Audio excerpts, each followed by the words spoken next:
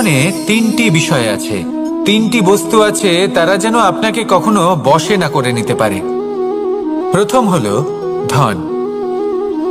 ধন যতক্ষণ আপনি ব্যবহার করতে থাকেন, যতক্ষণ তা আপনার কাজে আসছে, ততক্ষণ ঠিক আছে, এই ধন আপনার কাছে অমৃত। কিন্তু যখন এই ধন আপনাকে ব্যবহার করতে শুরু করে, বুঝে যাবেন যে আপনার পতনের সময় শুরু হয়েছে। দ্বিতীয় বিষয়, ফেলে আসা অতীত। যাই করুন, আপনি অতীত পাল্টাতে পারবেন না, আর এই সত্যিটা আপনিও জানেন। কিন্তু তাও এর বশবর্তী আমরা হয়ে পড়ি, আর যখন তাই হয়, তখন এই সংসারে আমরা যেখানেই যাই না কেন, যত বড়ই সুখ লাভ করি না কেন, সেই সব আমাদের কাছে তিক্ত বলে মনে হয়। তৃতীয় বিষয়, আপনার আশেপাশের মানুষ ভিন্ন ভিন্ন ধরনের মানুষ হয়, যাদের চিন্তা ভাবনা এবং দৃষ্টিভঙ্গি ভিন্ন ভিন্ন প্রকারের। যদি এদের বশবর্তী আপনি হয়ে পড়েন, তাহলে কেউ বলবে এটা করো, এটা ভালো। কেউ বলবে এটা করো না, ওটা করো, ওটা ভালো কাজ। কেউ বলবে এই দুটোই করো না, অন্য কিছু করো। এই কথাগুলিতে আপনি এতটাই জড়িয়ে পড়বেন যে আপনি লক্ষ্যভ্রষ্ট হয়ে পড়বেন। তাই এই তিন বিষয় থেকে সাবধানে থাকবেন। যদি কোনো কিছু বশ করতে হয়, তাহলে আপনাকে বশ করতে হবে আপনার আজকে, নিজের বর্তমানকে। এটা খুব প্রয়োজনীয়। এটা ভাববেন যে এই সময়ের সদ্ব্যবহার আমি কিভাবে করব, সময়কে শাসন কিভাবে করব, ওই কর্ম কিভাবে করব যাতে ভবিষ্যতে কখনো আমার আফসোস না হয়, বরং এই সংসার আমাকে নিয়ে গর্ব করবে, সেই কর্ম করুন। আর যখন আপনি এটা শিখে নেবেন, তখন আপনি নিজেই নিজেকে প্রকৃত অর্থে ভাগ্যশালী করে তুলবেন। আসুন আমার সাথে ভালোবেসে বলুন, রাধা রাধা। মানুষ যখন এই সংসারে প্রবেশ করে, অর্থাৎ জন্মগ্রহণ করে, তখন নিশ্চিন্তে থাকে, আনন্দে থাকে। কিন্তু যেই মাত্র তার মধ্যে বোধশক্তি আসে, তখন সে চিন্তা করতে শুরু করে। চিন্তা ভবিষ্যতের, সেই সমস্ত বিষয় নিয়ে চিন্তা করে যা ওর হাতে নেই। তারপর বড় হয়, বিবাহ সম্পন্ন হয়, গৃহস্থ জীবন যাপন করে, তারপর আবার চিন্তায় মগ্ন হয়ে যায়। ভাবে এই যে আমার পরিবার, আমি কি ঠিকমতো তার খেয়াল রাখতে পারছি? কাল যখন আমি এই সংসার থেকে চলে যাব, তখন আমার এই পরিবারের দেখাশোনা কে করবে? শেষ পর্যন্ত এই পরিবার তো আমারই উত্তরদায়িত্ব। যাক, আপনাকে একটা প্রশ্ন করি। এই সংসারে আসার পূর্বে আপনি কি এই প্রশ্ন করেছিলেন, এটা ভেবেছিলেন যে আমাকে ছাড়া এই সংসার কিভাবে চলবে? করেননি, তাই তো? তাই আপনার এটা নিয়ে দুশ্চিন্তা করার প্রয়োজন নেই যে আপনি যখন এই সংসার ত্যাগ করে চলে যাবেন তখন কি হবে। আপনি যখন ছিলেন না, তখনও এই সংসার চলছিল। আপনি যখন এই সংসার ত্যাগ করবেন, তখনও এই সংসার চলতে থাকবে। যদি কোনো বিষয়ের প্রভাব থাকে, তা হলো আপনার আজকের তথা বর্তমানের কর্ম। অর্থাৎ আজ আপনি কি করছেন, কার জন্য মঙ্গল করছেন, কাকে প্রেরণা দিচ্ছেন, কাকে সাহায্য করছেন, কোন উদাহরণ প্রস্তুত করছেন। আপনি এই সংসারে যে ছবি অঙ্কন করবেন, সংসার সেটাই মনে রাখবে। তাহলে শুধু সৎকর্ম করুন, মঙ্গল করতে থাকুন, আর আমার সাথে ভালোবেসে বলুন, রাধা রাধা। আমরা চাই বা না চাই, আমরা সবসময় নয় কোনো না কোনো লক্ষ্যের দিকে এগিয়ে চলেছি, বা কোনো না কোনো যুদ্ধ করেই চলেছি। যেমন যে যুদ্ধ মনের মধ্যে চলছে, সেগুলো হলো অন্তর্মনের যুদ্ধ। যেমন পরিবার প্রতিপালনের যুদ্ধ, কর্তব্য পালনের যুদ্ধ, কোনো প্রিয়জনকে না হারানোর যুদ্ধ। এসব যুদ্ধ মনের মধ্যে চলে, এবং সেদিক থেকে দেখতে গেলে আমরা হলাম এই সংসারের সব থেকে বড় যোদ্ধা, তাই না? কিন্তু এই সব যুদ্ধে যদি আপনি জয়ী হতে চান, তাহলে তিনটি বিষয় আপনাকে মাথায় রাখতে হবে।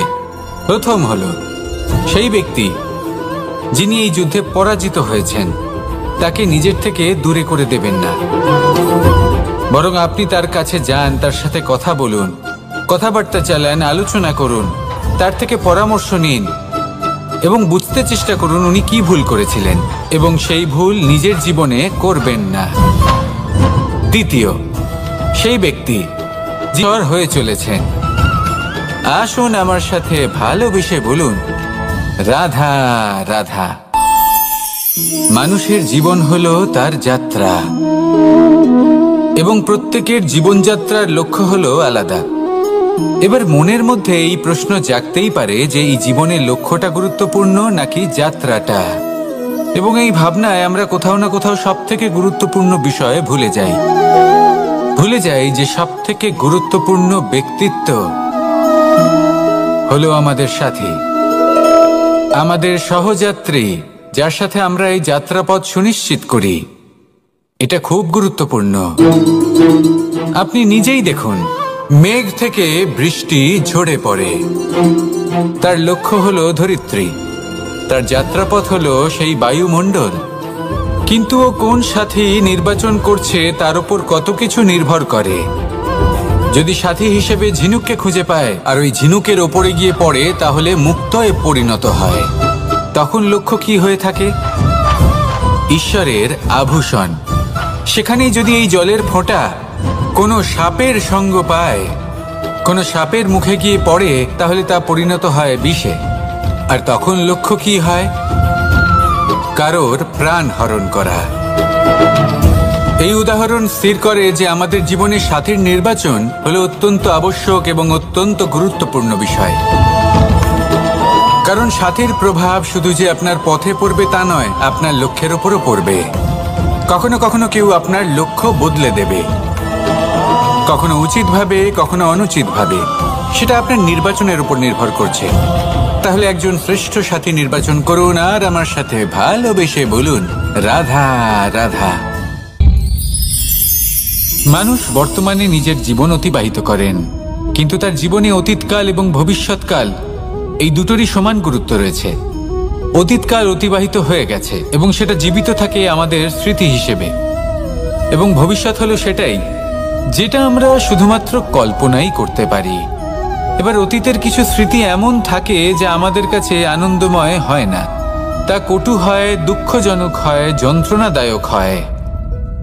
আমরা যা কিছুই করি তা বদলে ফেলতে পারবো না, কিন্তু ভবিষ্যৎকাল সেটা আমরা রচনা অবশ্যই করতে পারি, যদি আজ আমরা শ্রেষ্ঠ কর্ম করি।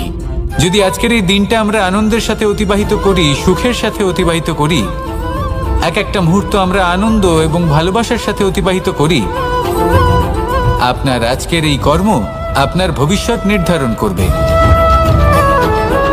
আজ আপনি যেভাবে জীবন কাটাবেন তা ভবিষ্যতে গিয়ে অতীতকালে পরিণত হবে। আর তখন আপনি এমন স্মৃতি খুঁজে পাবেন যেখানে আপনি প্রত্যেকটি মুহূর্ত প্রেম এবং আনন্দের সাথে অতিবাহিত করেছেন, এবং সেই স্মৃতি মধুর হবে। তাহলে আজ শ্রেষ্ঠ এবং উচিত কর্ম করুন। আপনি নিশ্চিত রূপে একটি উজ্জ্বল, শুদ্ধ, পবিত্র এবং আনন্দময় ভবিষ্যৎ লাভ করবেন। আসুন আমার সাথে ভালোবেসে বলুন, রাধা রাধা। প্রত্যেক মানুষ নিজের জীবনে হীরক তথা হিরে এবং দর্পণ এই দুই দেখেছেন। এই দুই হলো সাদা এবং এরা দুজনেই আলোর প্রতিফলন ঘটায় এবং এরা দুজনেই উজ্জ্বল হয়ে ওঠে। আপনি হয়তো মনে মনে ভাবছেন যে এটা কি ধরনের তুলনা করছি। একটা হিরে তো রত্ন, তার মূল্য দর্পণের থেকে অনেক গুণ বেশি, কিন্তু হিরে থাকাতে দর্পণের মূল্য কিন্তু কোনো অংশে কমে যায় না, তাই না? মানুষ যখন হিরে নিজের হাতে নেয় তখন সবার আগে কি খোঁজে? দর্পণ, যাতে তার মধ্যে দিয়ে দেখে সে বুঝতে পারে যে সেই হিরে আদৌ তার শোভাবর্ধন করছে কিনা, তাকে ভালো দেখাচ্ছে কিনা, প্রসাধনের জন্য সেটা ব্যবহার করা ঠিক হবে কিনা। অর্থাৎ হীরের উপস্থিতিতে দর্পণের গুরুত্ব কম হলো না, দর্পণের কারণে হীরের মূল্য বোঝা গেল। আমাদের জীবনেও ঠিক এরকমই ঘটে। আপনারা যদি সংসারে নিজের আশেপাশে দেখেন, এমন অনেক মানুষ দেখতে পাবেন যারা নিজেদের ক্ষেত্রে মহান স্থানে পৌঁছেছেন, নিপুণ এবং শ্রেষ্ঠ হয়েছেন। আর তাদের মধ্যে আপনার নিজের মনে হয় যেন আপনি হলেন দর্পণ। নিজেকে ছোট মনে করবেন না। আপনার মূল্য কম হচ্ছে না, আপনার নিজস্ব মূল্য আছে। আর যদি আপনার অস্তিত্ব না থাকে তাহলে ওনাদের অস্তিত্বের মূল্য সংসার বুঝতেই পারবে না। জীবনে সবসময় চেষ্টা করবেন যাতে আপনি আরো বেশি শ্রেষ্ঠ হয়ে উঠতে পারেন। আপনি নিজে যে স্থানে আছেন সেটাকে ছোট মনে করবেন না, তারও নিজস্ব একটা মূল্য আছে। যদি আপনি হিরে হয়ে থাকেন তাহলে অহংকার করবেন না, যদি আপনি দর্পণ হয়ে থাকেন তাহলে নিজেকে ছোট মনে করবেন না। আসুন আর আমার সাথে ভালোবেসে বলুন, রাধা রাধা। পাপ এবং পুণ্য, এই দুই হলো সংসারের এমন দুই বিন্দু যাকে কেন্দ্র করে এই সংসারের চক্র ঘুরতে থাকে। আমরা যদি কোনো কর্ম বিচার করি, হয় পুণ্য নয় পাপের দৃষ্টিভঙ্গি দিয়ে, এটা হয় পুণ্য না হলে পাপ। কিন্তু এই পাপ এবং পুণ্য এই দুই নির্ভর করে প্রত্যেক মানুষের ওপর, তার চিন্তাধারা, তার পরিস্থিতির ওপর। ধরুন এমন একজন মানুষ যিনি অনেক দিন ধরে বনে পথ হারিয়েছেন, অনেক দিন হয়তো উনি কোনো খাবার খাননি। এবার এমন পরিস্থিতি চলে এসছে যে এবার যদি উনি খাবার না খান তাহলে হয়তো জীবিতই থাকবেন না। আর এমন অবস্থায় ওনার সামনে যদি কোনো প্রাণী আসে তাহলে তাকে শিকার করা, এটা কিন্তু তার কাছে পাপ নয়, এটা তো জীবিত থাকার একমাত্র উপায়। এটা তার কাছে পুণ্যসম। আর যদি আমি এমন একজন ব্যক্তির কথা বলি যিনি সরল, যিনি একটি সুখী, শান্ত, সুরক্ষিত জীবনযাপন করছেন, তার কাছে কিন্তু এটা পাপ। এইরকমই এই সংসারে ভিন্ন ভিন্ন পরিভাষা আছে পাপ এবং পুণ্যের। তার মধ্যে যদি আমি আপনাকে একটি সরল পরিভাষা দিই, সেটা হলো, জীবনে যখনই কোনো কর্ম করবেন সেটা নিয়ে একটু ভেবে দেখুন যে এই যে কাজটা আমি করছি তার ফলে এই যে অন্য মানুষেরা আছেন এই সংসারে, তারা কি দুঃখ পাবেন? যদি তারা দুঃখ পান তাহলে সেটা পাপ। যদি আপনি এমন কোনো কর্ম করেন যার ফলে অন্যরা প্রসন্নতা লাভ করেন, তাদের মুখে হাসি ফুটে ওঠে, যদি তারা প্রেরিত হন, জীবনে সামনে এগোতে পারেন, তাদের বিকাশ হয়, তাহলে এটা হলো পুণ্য। তাই জীবনে সবসময় পুণ্য করতে থাকুন আর আমার সাথে ভালোবেসে বলুন, রাধা রাধা। তালা অনেক পুরনো একটা আবিষ্কার। যবে থেকে এই সংসারে বহুমূল্য বস্তু নির্মিত হয়েছে তবে থেকেই এই তালা নির্মাণ হয়েছে, তবে থেকে এর ব্যবহার করা হয়েছে, যাতে উচিত সময় এলে পরে আমরা আমাদের বহুমূল্য জিনিসগুলো সুরক্ষিত রাখতে পারি এবং সময় এলে পরে বের করে সেগুলি ব্যবহার করতে পারি। এবার একটা গুরুত্বপূর্ণ তথ্য আছে যেটা জানা অত্যন্ত গুরুত্বপূর্ণ, এবং সেটা হলো যে একটা তালা নির্মাণের পূর্বে তা খোলার যন্ত্র অর্থাৎ তার চাবিটি নির্মাণ করা হয়, এবং এটাই জীবনের খুব বড় একটা শিক্ষা প্রদান করে যায়। আমাদের জীবনে যখনই কোনো সমস্যা আসে তখন ভয়ভীত হওয়ার কোনো দরকার নেই, কারণ এই প্রকৃতি, এই ঈশ্বর এই সমস্যার সমাধান তথা এর চাবি আগে থেকেই নির্মাণ করে রেখে দিয়েছেন। শুধু দরকার হলো সেই সমস্যার ঊর্ধ্বে উঠে সেই সমাধান খুঁজে বের করা। মানুষ অনেক সময় সমস্যা দেখে ভীত হয়ে পড়েন, চিন্তিত হয়ে পড়েন, নিজের বিবেক হারিয়ে ফেলেন। আপনার শুধু এই মনকে শান্ত করা প্রয়োজন। এই শান্ত মনের সাথে এই সমস্যার নিবারণ খুঁজে নিতে হবে। তাই সমস্যা যতই তীব্র হোক না কেন, ভয় পাওয়ার কোনো প্রয়োজন নেই। পরম শান্ত মনে সমাধান খুঁজে বের করুন। আসুন আমার সাথে ভালোবেসে বলুন, রাধা রাধা। এ হলো রামায়ণের সময়কালের কথা। সেতু নির্মাণ করার কাজ চলছিল। সমস্ত বানর সেনা এই কাজে নিযুক্ত হয়েছিলেন। বড় বড় পাথর তুলে নিয়ে এই বানর সেনা সমুদ্রে ফেলছিলেন। এই কাজ চলছিল। এমন সময় ছোট্ট একটা কাঠবিড়ালি এলো। ছোট ছোট মাটির ডেলা হাতে নিয়ে সাগরের কাছে যাচ্ছিল আর বড় বড় পাথরের পাশে রেখে দিচ্ছিল, যথাসম্ভব সেখানে রেখে আসছিল। সারা দিন ধরে সে এই পরিশ্রম করেই যাচ্ছিল। এবার শ্রীরাম তার এই কাজ দেখতে পেলেন। সেই ছোট্ট কাঠবিড়ালিটিকে নিজের হাতে তুলে নিলেন এবং অত্যন্ত ভালোবেসে তার পিঠে হাত বুলিয়ে দিলেন। কথায় আছে যে কাঠবিড়ালির পিঠে যে দাগ আছে সেই 3টি দাগ এসেছে শ্রীরামচন্দ্রের 3 আঙুলের থেকে। যে কাজ আপনি করছেন তাতে সমস্ত শক্তি প্রয়োগ করুন, যতটা আপনার সামর্থ্য রয়েছে, যতটা আপনার প্রতিভা রয়েছে, সম্পূর্ণভাবে উৎসর্গ করে দিন। ঠিক এমনভাবে কর্ম করুন।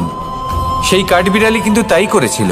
সেই জন্য শ্রীরামের সাথে সেও সেই কাহিনীতে অমর হয়ে গেছিল। সম্পূর্ণ শক্তি প্রয়োগ করুন, সম্পূর্ণ সামর্থ্যের সাথে কর্ম করুন, কারণ এটাই হলো শ্রেষ্ঠ পথ কোনো কর্ম করার। আসুন আমার সাথে ভালোবেসে বলুন, রাধা রাধা। মানুষের জন্ম কখনো তার ভবিষ্যৎ নির্ধারণ করতে পারে না। হ্যাঁ, ওর জীবনযাত্রা অবশ্যই সুখময় হতে পারে। নির্ভর করে যে ও কোন পরিবারে জন্ম নিচ্ছে, তার পরিবার পরিজন কে হন, তার মাতা পিতা কে হন, তাকে কেমন শিক্ষা দেওয়া হয়েছে, কেমন ভাবে পালন করা হচ্ছে। সে কিন্তু কুপাত্রও হতে পারে, আবার সুপাত্রও হতে পারে। কিন্তু সে চলে যাওয়ার পর এই সংসার তাকে মনে রাখবে নাকি না? আর যদি মনেও রাখে, তাহলে কিভাবে মনে রাখবে সেটা নির্ভর করছে তার কর্ম এবং তার নির্বাচনের উপর। ঠিক যেমন বর্ষার এই জলের ফোঁটা যখন মেঘ থেকে ঝরে পড়ে, তখন তার এই নির্বাচন হলো গুরুত্বপূর্ণ, কারণ তার নির্বাচন তার উপর নির্ভর করছে তার ভবিষ্যৎ কেমন হবে। ঝিনুকের মুখে পড়লে মুক্ত হয়ে ওঠে, সাপের মুখে পড়লে বিষ, আর যদি কোনো পাতায় পড়ে তাহলে শিশিরে পরিণত হয়। তাহলে কর্ম এবং নির্বাচন দুটি জীবনে গুরুত্বপূর্ণ।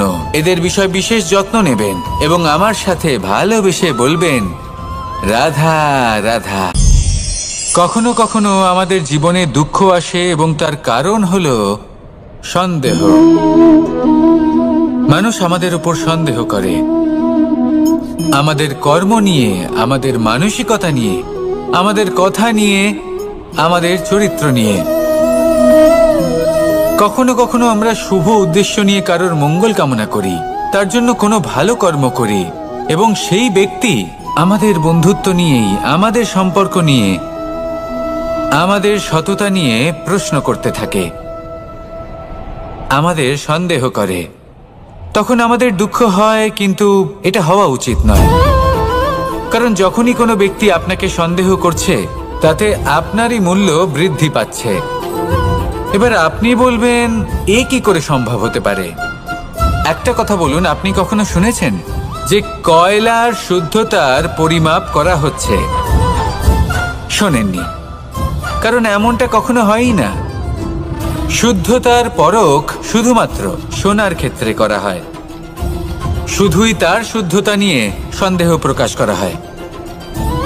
এই সোনাকে পরখ করা হয়, আর যখন এই সোনা এই পরীক্ষায় উত্তীর্ণ হয়, তখন সেই সোনা কতটা মূল্যবান সেটা সংসার জানতে পারে। সেই রকমই এই সংসার আপনাকেও পরখ করবে। যখন আপনি এই পরীক্ষায় উত্তীর্ণ হবেন, তখন আপনার মূল্য কতটা অধিক সেটা এই সংসারও জানতে পারবে। সেই জন্য যখনই কেউ আপনার উপর সন্দেহ করবে, দুঃখ পাবেন না। শুধু এই কথাটার খেয়াল রাখবেন, আপনি কি উচিত পথে চলেছেন, উচিত কর্ম করছেন। সকলের প্রতি আপনার মনে যেন সদ্ভাবনা থাকে। এবং হ্যাঁ, আপনি যেন আমার সাথে ভালোবেসে বলেন, রাধা রাধা। আমরা সবাই সূর্যকে সম্মান করি, ওনাকে শ্রদ্ধা করি, ওনাকে পুজো করি। এই সূর্য আমাদের শক্তি প্রদান করেন, প্রকাশ প্রদান করেন। কখনো কখনো উষ্ণতা এতটাই বাড়িয়ে তোলেন, এতটাই তপ্ত করে তোলেন, আমাদের একথা মনে হয় যে আমাদের এই শরীর জ্বলে যাচ্ছে। তখনও আমরা বিরোধিতা করি না, তাকে কটু কথা শোনাই না। আমরা সসম্মানে তা গ্রহণ করি। কেন কেন করি? কারণ আমরা জানি যে সন্ধেবেলা যখন সূর্যাস্ত হবে, তখন শুধুমাত্র অন্ধকার বাকি থাকবে। ঠিক কিছুটা এরকমই হয় আমাদের মাতা পিতাও, যিনি আমাদের জন্ম দেন, আমাদের ভরণ পোষণ করেন, আমাদের বড় করেন, আমাদের প্রেম প্রদান করেন। কখনো কখনো তাদের মুখ থেকে কটু কথা নিঃসৃত হয়, আমাদের দুঃখ হয়, কিন্তু তখন আমাদের এটা বোঝা উচিত এগুলি নিঃসৃত হচ্ছে আমাদেরই মঙ্গলের জন্য। যেমন সূর্যদেব, উনিও উত্তাপ দিয়ে থাকেন আমাদেরই মঙ্গলের জন্য, যাতে ফসল পাকতে পারে, যাতে। সেই জন্য নিজের মাতা পিতাকে সম্মান করুন, ওনাদের ভালোবাসা প্রদান করুন। এই মন আর এই জীবন প্রসন্ন হয়ে বলবে, রাধা রাধা। শিশিরের বিন্দু পাতার ওপর পড়ে আর তার গায়ে লেগে থাকে। পাতা তাকে শুষে নিতে পারে না, আর শেষ পর্যন্ত সে ঝরে পড়ে যায়। অন্যদিকে রয়েছে মেঘ এবং চাতক। এদের মধ্যে অনেক দূরত্ব থাকে। মেঘ থাকে আকাশে আর চাতক থাকে ধরিত্রীতে। কিন্তু যখন এই মেঘ থেকে বৃষ্টি ঝরে পড়ে, এই চাতক কিন্তু সেই জলই পান করে, নয়তো সে তৃষ্ণার্ত থেকে যায়। এবার অন্যদিকে দেখলাম শিশির বিন্দু আর পাতার এই সম্পর্ক। এরা খুব কাছাকাছি থাকে, ঘনিষ্ঠও থাকে। অন্যদিকে রয়েছে মেঘ এবং চাতকের সম্পর্ক, যাদের মধ্যে অনেক দূরত্ব থাকা সত্ত্বেও তারা খুব ঘনিষ্ঠ, তাই না? এই সারমর্ম খুব সরল। এই নৈকট্য, এই দূরত্ব, তা আপনার সম্পর্কে প্রভাব কিছুতেই ফেলতে পারে না। এই নৈকট্য, এই দূরত্ব, এইসব হলো শুধুমাত্র মনের ব্যাপার। কখনো আপনি অনুভব করেছেন আপনি কারোর থেকে অনেক অনেক দূরে আছেন, অনেক দূরে আছেন, তাও সেই ব্যক্তির প্রতি আপনি টান অনুভব করেন। সেখানে আপনি কারোর সাথে প্রত্যেক দিন অতিবাহিত করেন, সমস্ত জীবন অতিবাহিত করেন, সব থেকে বেশি সময় তার সাথে অতিবাহিত করেন, তাও তার প্রতি সেই টান অনুভব করেন না। এই সংকেত হলো মনের দূরত্বের। তাহলে মনের এই দূরত্ব দূর করুন আর আমার সাথে ভালোবেসে বলুন, রাধা রাধা। পাখি কখন জন্ম নেয়, কখন উড়তে শেখে, কখন বাসা বানাতে শেখে, কখন নিজের মৃত্যু লাভ করে, এসব আমাদের মধ্যে কেউ জানি না। কিন্তু পাখি একটা কথা খুব ভালো করে জানে, যে এই সংসারে ও যা কিছুই করুক না কেন, এই সংসারের ওকে নিয়ে কিচ্ছু যায় আসে না। এবার আমরা কি করি? কোনো কাজ করার আগে আমরা এটা ভাবি যে এই সংসার যদি আমাকে দেখে ফেলে, তাহলে কে জানে এই সংসার কি ভাববে, আমার প্রতিচ্ছবি কেমন তৈরি হবে কে জানে, কে জানে কি হবে আদি ইত্যাদি। এই সব ভাবনায় আমরা মগ্ন হয়ে যাই। কিছুটা এমন ভাবে মগ্ন হই যে বর্তমানের কর্মের এই জীবনের যাত্রাপথে সেই সময়ের আনন্দ উপভোগ করতে ভুলে যাই। এবার দেখুন একটা পাখি কি করে। ওর কর্ম হলো গান গেয়ে চলা। ওই পাখি গেয়ে চলে, কেউ ওর গান শুনুক বা না শুনুক, কেউ আদৌ শুনছে কিনা সেই বিষয়টা নিয়ে সেই পাখির কিছুই যায় আসে না। সেই পাখি নিজের কর্ম করতে থাকে। হয়তো সেই জন্যই আপনি কখনো কোনো পাখিকে কাঁদতে দেখবেন না। এরকমই আপনাকে নিজেকে গড়ে তুলতে হবে। প্রথমে নিজেকে জিজ্ঞেস করুন, এই যে কর্ম আমি করতে চলেছি সেটা কি উচিত? যদি আপনার মনে হয় সেটা উচিত, তাহলে সেটা প্রমাণ করুন। এটা ভাববেন না যে এই সংসার কি ভাববে। আসুন আর আমার সাথে ভালোবেসে বলুন, রাধা রাধা। আজ আমি আপনাকে একটা ছোট্ট কাহিনী শোনাবো। এটা কোনো এক সময়ের কথা। দুজন বোন জাঁতাকলে গম পেশাই করছিলেন, আর ওনাদের মধ্যে যিনি ছোট ছিলেন তিনি সময় সময় সেখান থেকে ছোট ছোট দানা তুলে খাচ্ছিলেন এবং বিষয়টা উপভোগ করছিলেন। এবার দেখতে দেখতে গম পেশাই সমাপ্ত হলো। এবার পেশাই করা গম নিয়ে সেই দুজন বোন বাড়ি ফিরে আসছিলেন এবং তাদের ফেরার পথে হঠাৎ করে কোথাও থেকে একটি বাছুর চলে এলো। এই দুই বোন ভয়ভীত হয়ে গেলেন আর তাদের হাত থেকে সেই আটা পড়ে গেল, মাটিতে মিশে গেল। এবার এই পুরো ঘটনাক্রমে যদি কারোর বিন্দুমাত্র লাভ হয়ে থাকে, বিন্দুমাত্র আনন্দ পেয়ে থাকে, তাহলে সে কে? সেই ছোট বোন, যিনি মাঝে মাঝেই গমের দানা তুলছিলেন এবং খাচ্ছিলেন। কিছুটা হলেও উনি আনন্দ লাভ করেছিলেন। এবার এরকমই হলো আমাদের জীবনে ভক্তি এবং ভালোবাসা সংক্রান্ত বিষয়ে। মানুষ নিজের জীবনের দৈনিক কাজে এতটাই ব্যস্ত হয়ে পড়েন, প্রত্যেকদিন শুধু কাজ কাজ কাজ কাজ করতে থাকেন, আর তাতে ভক্তি এবং ভালোবাসার জন্য সময় বার করতেই পারেন না। দেখুন, জীবনে ভক্তি আর প্রেমের এই যে ছোট ছোট মুহূর্ত আছে, এগুলো যদি আপনি যাপন করতে পারেন, তাহলে তাতেই আপনি তৃপ্তি লাভ করবেন। বাকি সবই আপনার ব্যর্থ বলেই মনে হবে। জীবনে যখনই আপনি কোনো কাজ করবেন, ঈশ্বরের প্রতি সমর্পিত হয়ে সেই কাজ করুন। আর যখনই সময় পাবেন, তাহলে সেই সময় নিজের আপনজনদের দিন। যাদের আপনি ভালোবাসেন তাদের প্রতি যত্নবান হন, তাদের শুভাকাঙ্ক্ষী হন। এই প্রেম আর ভক্তির ছোট ছোট মুহূর্তগুলো আপনার জীবনকে চরিতার্থ করে তুলবে। আসুন আমার সাথে ভালোবেসে বলুন, রাধা রাধা। জীবনে তিনটি বিষয় আছে, তিনটি বস্তু আছে, তারা যেন আপনাকে কখনো বশে না করে নিতে পারে।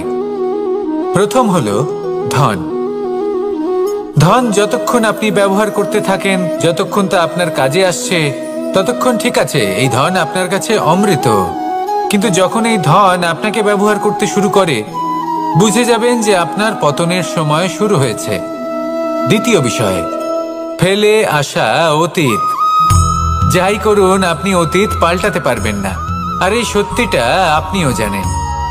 কিন্তু তাও এর বশবর্তী আমরা হয়ে পড়ি। আর যখন তাই হয়, তখন এই সংসারে আমরা যেখানেই যাই না কেন, যত বড়ই সুখ লাভ করি না কেন, সেই সব আমাদের কাছে তিক্ত বলে মনে হয়। তৃতীয় বিষয়, আপনার আশেপাশের মানুষ ভিন্ন ভিন্ন ধরনের মানুষ হয়, যাদের চিন্তা ভাবনা এবং দৃষ্টিভঙ্গি ভিন্ন ভিন্ন প্রকারের। যদি এদের বশবর্তী আপনি হয়ে পড়েন, তাহলে কেউ বলবে এটা করো, এটা ভালো। কেউ বলবে এটা করো না, ওটা করো, ওটা ভালো কাজ। কেউ বলবে এই দুটোই করো না, অন্য কিছু করো। এই কথাগুলিতে আপনি এতটাই জড়িয়ে পড়বেন যে আপনি লক্ষ্যভ্রষ্ট হয়ে পড়বেন। তাই এই তিন বিষয় থেকে সাবধানে থাকবেন। যদি কোনো কিছু বশ করতে হয়, তাহলে আপনাকে বশ করতে হবে আপনার আজকে, নিজের বর্তমানকে। এটা খুব প্রয়োজনীয়। এটা ভাববেন যে এই সময়ের সদ্ব্যবহার আমি কিভাবে করব, সময়কে শাসন কিভাবে করব, ওই কর্ম কিভাবে করব যাতে ভবিষ্যতে কখনো আমার আফসোস না হয়, বরং এই সংসার আমাকে নিয়ে গর্ব করবে, সেই কর্ম করুন। আর যখন আপনি এটা শিখে নেবেন, তখন আপনি নিজেই নিজেকে প্রকৃত অর্থে ভাগ্যশালী করে তুলবেন। আসুন আমার সাথে ভালোবেসে বলুন, রাধা রাধা। মানুষ যখন এই সংসারে প্রবেশ করে, অর্থাৎ জন্মগ্রহণ করে, তখন নিশ্চিন্তে থাকে, আনন্দে থাকে। কিন্তু যেইমাত্র তার মধ্যে বোধশক্তি আসে, তখন সে চিন্তা করতে শুরু করে। চিন্তা ভবিষ্যতের, সেই সমস্ত বিষয় নিয়ে চিন্তা করে যা ওর হাতে নেই। তারপর বড় হয়, বিবাহ সম্পন্ন হয়, গৃহস্থ জীবন যাপন করে, তারপর আবার চিন্তায় মগ্ন হয়ে যায়। ভাবে এই যে আমার পরিবার, আমি কি ঠিকমতো তার খেয়াল রাখতে পারছি? কাল যখন আমি এই সংসার থেকে চলে যাব, তখন আমার এই পরিবারের দেখাশোনা কে করবে? শেষ পর্যন্ত এই পরিবার তো আমারই উত্তরদায়িত্ব। যাক, আপনাকে একটা প্রশ্ন করি। এই সংসারে আসার পূর্বে আপনি কি এই প্রশ্ন করেছিলেন, এটা ভেবেছিলেন যে আমাকে ছাড়া এই সংসার কিভাবে চলবে? করেননি, তাই তো? তাই আপনার এটা নিয়ে দুশ্চিন্তা করার প্রয়োজন নেই যে আপনি যখন এই সংসার ত্যাগ করে চলে যাবেন তখন কি হবে। আপনি যখন ছিলেন না, তখনও এই সংসার চলছিল। আপনি যখন এই সংসার ত্যাগ করবেন, তখনও এই সংসার চলতে থাকবে। যদি কোনো বিষয়ের প্রভাব থাকে, তা হলো আপনার আজকের তথা বর্তমানের কর্ম। অর্থাৎ আজ আপনি কি করছেন, কার জন্য মঙ্গল করছেন, কাকে প্রেরণা দিচ্ছেন, কাকে সাহায্য করছেন, কোন উদাহরণ প্রস্তুত করছেন। আপনি এই সংসারে যে ছবি অঙ্কন করবেন, সংসার সেটাই মনে রাখবে। তাহলে শুধু সৎকর্ম করুন, মঙ্গল করতে থাকুন, আর আমার সাথে ভালোবেসে বলুন, রাধা রাধা। আমরা চাই বা না চাই, আমরা সবসময় নয় কোনো না কোনো লক্ষ্যের দিকে এগিয়ে চলেছি, বা কোনো না কোনো যুদ্ধ করেই চলেছি। যেমন যে যুদ্ধ মনের মধ্যে চলছে, সেগুলো হলো অন্তর্মনের যুদ্ধ। যেমন পরিবার প্রতিপালনের যুদ্ধ, কর্তব্য পালনের যুদ্ধ, কোনো প্রিয়জনকে না হারানোর যুদ্ধ। এসব যুদ্ধ মনের মধ্যে চলে, এবং সেদিক থেকে দেখতে গেলে আমরা হলাম এই সংসারের সব থেকে বড় যোদ্ধা, তাই না? কিন্তু এই সব যুদ্ধে যদি আপনি জয়ী হতে চান, তাহলে তিনটি বিষয় আপনাকে মাথায় রাখতে হবে। প্রথম হলো, সেই ব্যক্তি যিনি এই যুদ্ধে পরাজিত হয়েছেন, তাকে নিজের থেকে দূরে করে দেবেন না, বরং আপনি তার কাছে যান, তার সাথে কথা বলুন, কথাবার্তা চালান, আলোচনা করুন, তার থেকে পরামর্শ নিন এবং বুঝতে চেষ্টা করুন উনি কি ভুল করেছিলেন, এবং সেই ভুল নিজের জীবনে করবেন না। দ্বিতীয়, সেই ব্যক্তি অগ্রসর হয়ে চলেছেন। আসুন আমার সাথে ভালোবেসে বলুন, রাধা রাধা। মানুষের জীবন হলো তার যাত্রা, এবং প্রত্যেকের জীবনযাত্রার লক্ষ্য হলো আলাদা। এবার মনের মধ্যে এই প্রশ্ন জাগতেই পারে যে এই জীবনের লক্ষ্যটা গুরুত্বপূর্ণ নাকি যাত্রাটা। এবং এই ভাবনায় আমরা কোথাও না কোথাও সব থেকে গুরুত্বপূর্ণ বিষয়ে ভুলে যাই যে সব থেকে গুরুত্বপূর্ণ ব্যক্তিত্ব হলো আমাদের সাথী। আমাদের সহযাত্রী, যার সাথে আমরা এই যাত্রাপথ সুনিশ্চিত করি, এটা খুব গুরুত্বপূর্ণ। আপনি নিজেই দেখুন, মেঘ থেকে বৃষ্টি ঝরে পড়ে। তার লক্ষ্য হলো ধরিত্রী, তার যাত্রাপথ হলো সেই বায়ুমণ্ডল। কিন্তু ও কোন সাথী নির্বাচন করছে তার উপর কত কিছু নির্ভর করে। যদি সাথী হিসেবে ঝিনুককে খুঁজে পায় আর ওই ঝিনুকের ওপরে গিয়ে পড়ে, তাহলে মুক্তয়ে পরিণত হয়। তখন লক্ষ্য কি হয়ে থাকে? ঈশ্বরের আভূষণ। সেখানেই যদি এই জলের ফোঁটা কোনো সাপের সঙ্গ পায়, কোনো সাপের মুখে গিয়ে পড়ে, তাহলে তা পরিণত হয় বিষে। আর তখন লক্ষ্য কি হয়? কারোর প্রাণ হরণ করা। এই উদাহরণ স্থির করে যে আমাদের জীবনে সাথীর নির্বাচন হলো অত্যন্ত আবশ্যক এবং অত্যন্ত গুরুত্বপূর্ণ বিষয়। কারণ সাথীর প্রভাব শুধু যে আপনার পথে পড়বে তা নয়, আপনার লক্ষ্যের ওপরও পড়বে।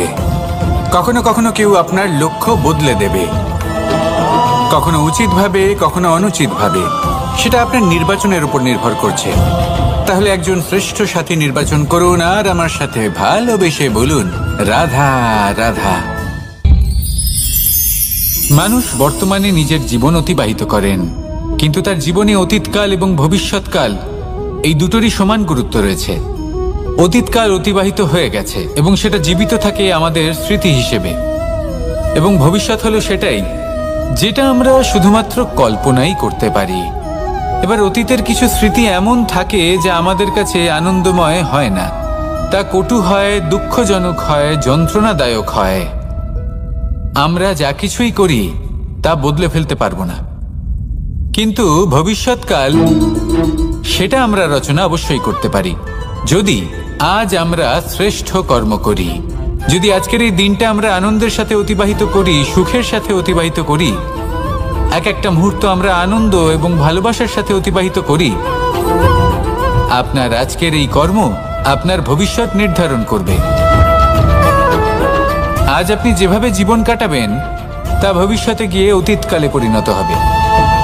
আর তখন আপনি এমন স্মৃতি খুঁজে পাবেন যেখানে আপনি প্রত্যেকটি মুহূর্ত প্রেম এবং আনন্দের সাথে অতিবাহিত করেছেন, এবং সেই স্মৃতি মধুর হবে। তাহলে আজ শ্রেষ্ঠ এবং উচিত কর্ম করুন। আপনি নিশ্চিত রূপে একটি উজ্জ্বল, শুদ্ধ, পবিত্র এবং আনন্দময় ভবিষ্যৎ লাভ করবেন। আসুন আমার সাথে ভালোবেসে বলুন, রাধা রাধা। প্রত্যেক মানুষ নিজের জীবনে হীরক তথা হিরে এবং দর্পণ এই দুই দেখেছেন। এই দুই হলো সাদা এবং এরা দুজনেই আলোর প্রতিফলন ঘটায় এবং এরা দুজনেই উজ্জ্বল হয়ে ওঠে। আপনি হয়তো মনে মনে ভাবছেন যে এটা কি ধরনের তুলনা করছি। একটা হিরে তো রত্ন, তার মূল্য দর্পণের থেকে অনেক গুণ বেশি। কিন্তু হিরে থাকাতে দর্পণের মূল্য কিন্তু কোনো অংশে কমে যায় না, তাই না? মানুষ যখন হিরে নিজের হাতে নেয় তখন সবার আগে কি খোঁজে? দর্পণ, যাতে তার মধ্যে দিয়ে দেখে সে বুঝতে পারে যে সেই হিরে আদৌ তার শোভাবর্ধন করছে কিনা, তাকে ভালো দেখাচ্ছে কিনা, প্রসাধনের জন্য সেটা ব্যবহার করা ঠিক হবে কিনা।